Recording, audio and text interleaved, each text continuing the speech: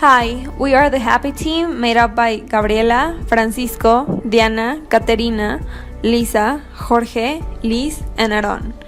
And we are presenting the final project of the Human Capital Management by Competences course based on the study case of the Love's Meeting Director, Workplace Romance, or Sexual Harassment by June M. L. Pun. This video will analyze the sexual harassment case occurred in a company called Seyaya Corporation. Among those involved are Mr. William Wong, the Chief Executive Officer, Larry Pan, the Executive Director, and Linda Tan, the Product Development Department Head.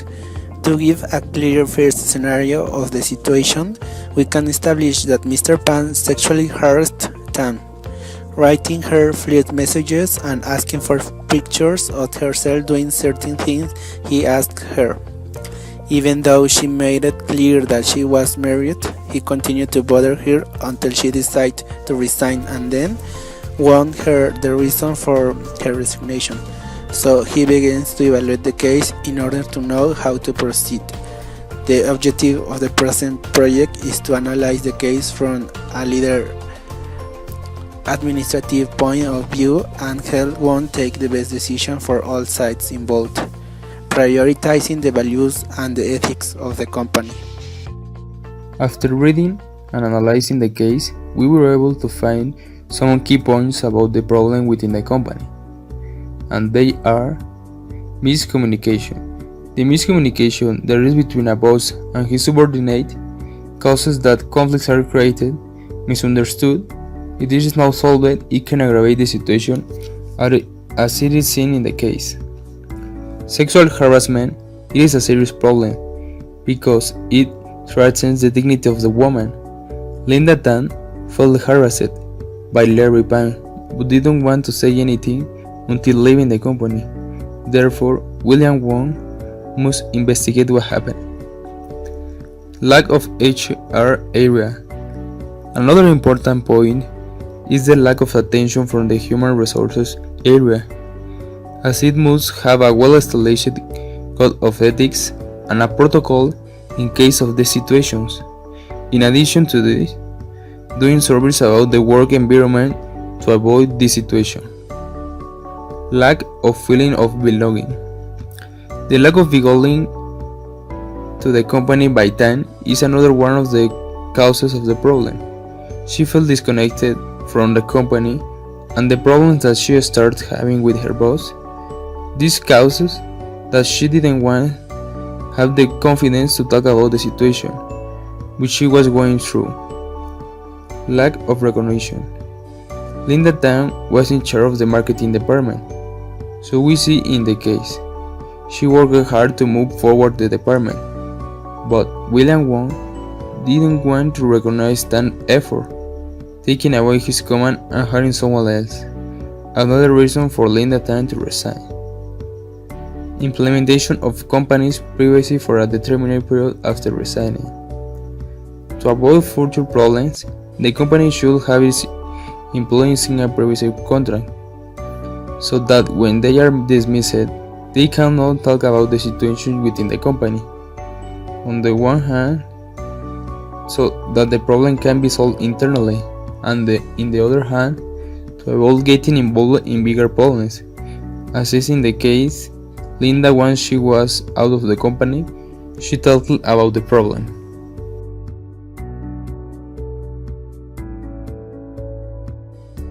Wong talked to Tan to verify the story that he had heard secondhand or confront Pang directly. Before confronting Pang, Wang should talk to Tan in order to get more details and clarifications on the whole situation. When it comes to difficult situations that involve such delicate topics and feelings, like this case, it is always important to get all versions of the sides involved before acting prematurely or making rash conclusions.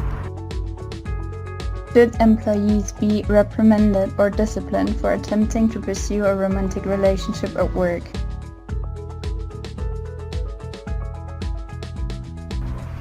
These kind of things are not controllable as they involve feelings and personal relations. A company cannot control a person's feelings nor the interactions they have beyond work. Thus, the enterprise cannot reprimand the members of the organization for having any kind of relationship at work. We understand this might cause difficulties sometimes in case of a breakup, for instance, but these are inevitable situations a company must learn to handle by having a strong identity and a good HR department. Did Wong do nothing given that Tan was no longer an employee of the company? Furthermore, as we know Tang is no longer part of the company, it is a question if Wong should ignore this issue in order to continue the life of the enterprise and just pretend this never happened. But once we've analyzed the case, we decided that this would be more risk. This would represent more risk for the company, as some of the employees have already heard of the story of Tan, and it is important for the employees to feel safe in their work environment. So we should definitely would not recommend to ignore this problem. If he did nothing, how would the employees who have already heard the story react? Would they spread more gossip? As previously mentioned, it is never recommended to ignore a problem case. It may lead to a bigger problem. If he did nothing, this would significantly impact on the employees and their attitude towards their job and the company, causing bigger problems. The members of an organization are the most important aspect within a company. They need to feel happy, comfortable, safe in a good environment in order to properly perform their work. Word got out to more employees, what would be the consequences? Would it affect Pang's working relationship with the employees? If the co-workers would get to know what happened, there would definitely be consequences. Pang's relationship with the employees would change if there's no clear statement from Pang itself or Wong as the CEO. A bad reputation like that could have a bad impact on Pang's status in the company. Not only could his co-workers lose respect for him, but also question his authority. Would Tan react if he ignored the issue? Would she decide to file sexual harassment charges against the company out of resentment? She would probably be more upset. The situation she has just gone through is very serious and delicate. Tan relied on Wong and they even were friends in the past. She is probably very angry, and if the company ignores her problem, she is likely to act more angry against it. She could present a riskier claim for the company, for instance. Likewise, we don't believe Tan would file the sexual harassment charges out of resentment, but also out of justice and fairness. This topic is very sensible, and filing charges needs to be a thought-through consequence. It will affect the company, but also her life. This is not a decision simply made out of resentment. Finally, should he bring this issue to the attention of the board of directors? Yes, as it affects current and previous employees, it is important to inform the board of directors about the harassment situation prior to the risk gossip reaches them all, which would lead to a worse and even more unpleasant situation. Considering the Mexican labor law, we'll say Mr. Pang's behavior classified as a sexual harassment. According to the Mexican labor law, in the Article 3b, Section B, sexual harassment, a form of violence in which, although there is no subordination, there is an exercise of abusive power that leads to a state of helplessness and risk to the victim, regardless of whatever is carried out in one or several events. Therefore, this law considers Mr. Pang's acts as sexual harassment, since Tan is not his subordinate, but he is getting into his private life, inviting her out on several occasions, even when she had mentioned that she is married. And what sanction will apply to Pang in case of evidence? First of all, one should prove the guilt of Pang through the evidence collected. Then, it is best to proceed with his immediately dismissal. Legally, we are supported by the Article 47 of the Mexican labor law that establishes that are causes for the termination of the employee relationship without liability to the employer. Section 7, committing the worker immoral acts or harassment or sexual harassment against any person in the establishment or place of work. Now, in the event that Tan proceeds legally and wins the trial, according to the law, he will be entitled to Article 50, the immediate that refers to in the previous article shall consist of. If the employment relationship was for an indefinite period, the compensation consists of 20 days of salary for each of the years of service rendered. In the case of international laws, we find two important organizations. The first, the International Labour Organization. It is a specialized agency of the United Nations that deals with matters related to work and labor relations. A clear example of the involvement of the ILO with the problem of psychological harassment at work is the collective agreement adopted by the International Labour Office and the ILO Trade Union, and signed in Geneva on 2001. It is an agreement related to the solution and prevention of harassment. Within this agreement, we find a series of specific articles for harassment. To mention some, we have: the parties agree that all protected persons who have been or are being harassed by a non-staff member shall have the right to immediately refuse to work with said person, without fear or being subject to any kind of unfair treatment or retaliation. The parties agree that any violation of the rights set forth in this agreement will be subject to disciplinary measures and other measures deemed appropriate.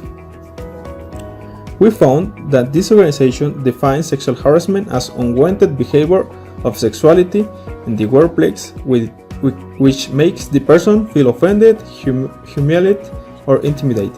It can manifest itself in different ways. One of them is the hostile work environment in which the behavior is placed in situations of intimidation or humiliation of the victim. We note that there is a certain degree of job insecurity in the case of Tan, because Pan took advantage of the friendship with the CEO of the company and used his influences to move the days of the meetings and ensure that he will see Tan in them, and when the CEO wasn't there. In addition to having a hostile behavior, because despite Tan told him to stop, he insisted and pressed. We also have the Universal Declaration of Human Rights that can apply here too. That in their articles is said, every individual has the right to life, liberty, and the security of his person. No one shall be subject to torture or to cruel, inhuman, or degrading treatment or punishment. And finally, no one will be subject to arbitrary interference in his private life, his family, his home, or his correspondence, or attacks on his honor or reputation.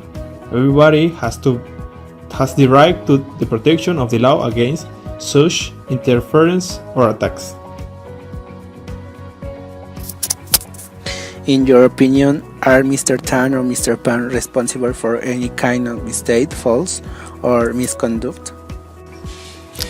Yes, he broke the policy of confidentiality of salaries by telling Mrs. Tan this to make her more upset because she doesn't receive the same salary as someone who just joined the company.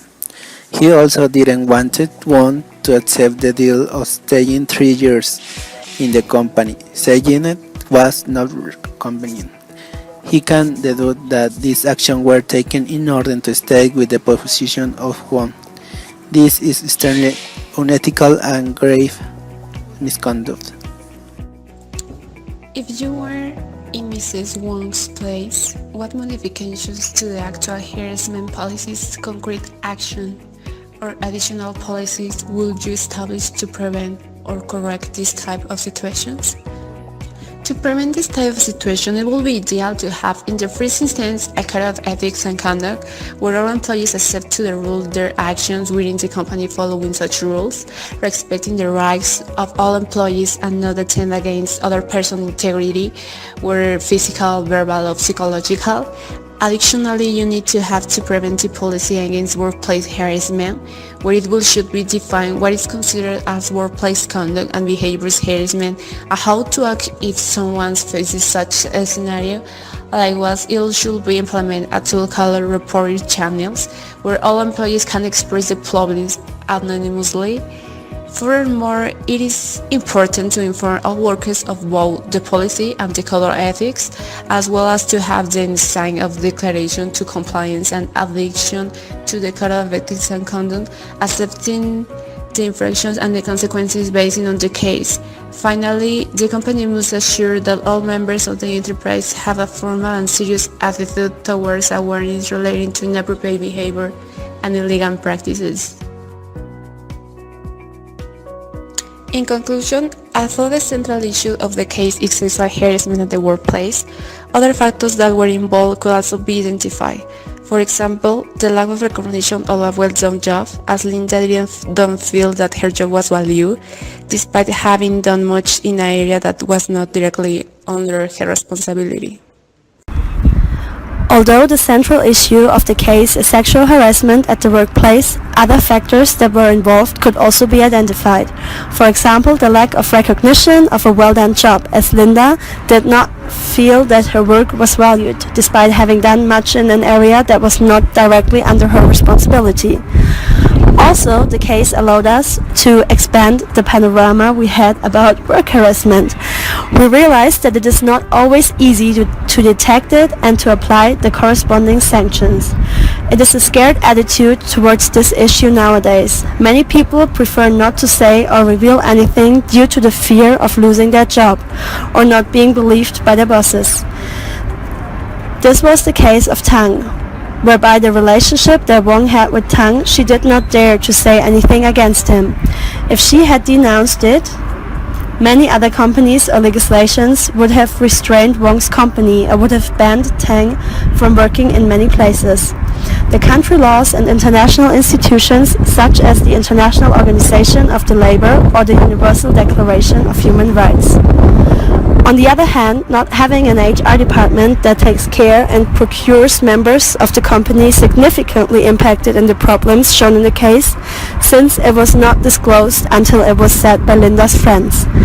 Likewise, the lack of stipulated norms and clear policies of prevention to this type of acts made even more difficult the situation and position in which Linda was and all the other people involved. The importance of creating a healthy organizational culture goes hand in hand with transmitting to everyone that we must act ethically and responsibly at all times. All this can be represented in a code of ethics, which can also be signed by all the collaborators and assume the same commitment.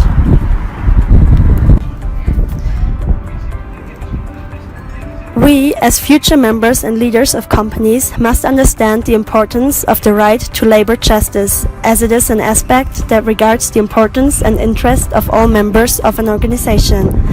Problems, such as the one shown in the case, should be addressed immediately to avoid further conflicts and provoke a wrong image of the organization.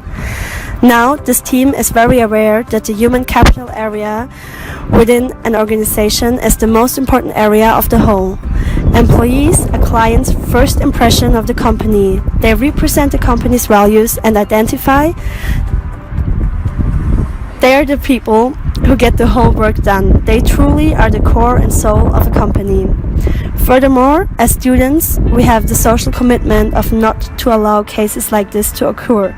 And in the future, as professionals, we must create and develop appropriate working environments where no one is a victim of harassment.